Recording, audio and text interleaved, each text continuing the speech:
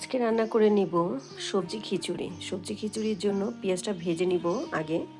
তো এখানে ভাজা হয়ে গেছে আমার। এরপর দিয়ে দেবো আদা রসুন বাটা 2 চামচ, আর সাথে দিয়ে দিলাম হলুদের গুঁড়া 1 চামচ, মরিচের গুঁড়া 1 চামচ, লবণ পরিমাণ মতো, সাথে দিয়ে দেবো জিরার গুঁড়া 1 চামচ।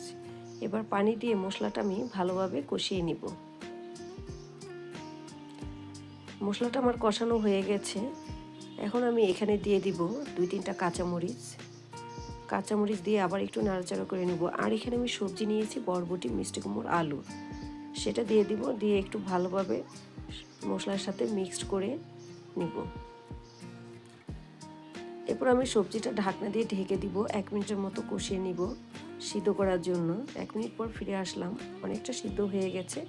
এরপর এখানে অ্যাড করব আমি পেঁয়াজকলি আর টমেটো, ভালোভাবে মিক্সড করে নিব। এরপর এখানে দিয়ে দেব মুগ ডাল, মসুর ডাল আমি সিদ্ধ করে রেখেছিলাম আদা, সেটা দিয়ে দেব। আর পোলার চাল আমি আগে থাকতে ধুয়ে ভিজিয়ে রেখেছিলাম পানি, সেটা দিয়ে এবার ভালো করে সব কিছু একসাথে মিক্সড করে নিব।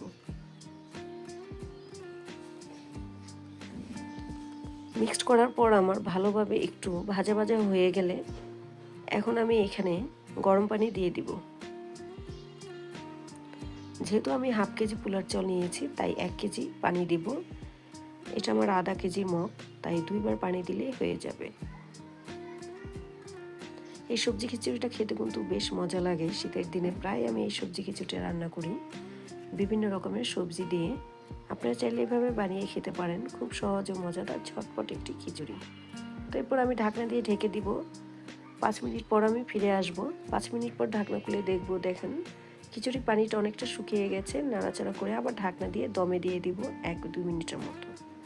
2 মিনিট পর আমি ফিরে আসলাম। খিচুড়িটার 1 ফোঁটাও পানি নেই, সুন্দর ঝরঝরা হয়েছে দেখেন। তো খুব সহজ ও মজাদার ঝটপট সবজি খিচুড়ি হয়ে গেল।